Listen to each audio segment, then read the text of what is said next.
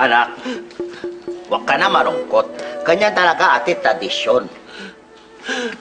Paano ako di malulungkot?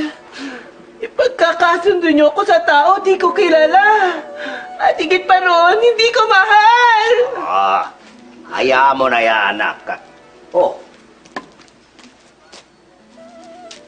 Mukhang hindi na matutuloy inyong kasal. Sayang naman. Ngayon lang gumanda panahon. Kaya nga, tayo kailangan makintay pa ulan tsaka araw. Pag kanya maganda panahon, ni pwede kakasal tikbalang.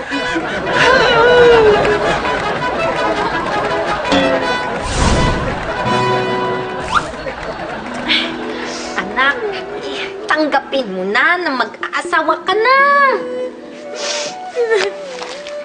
Bakit ba kasi siya pili mo akin pang asawa?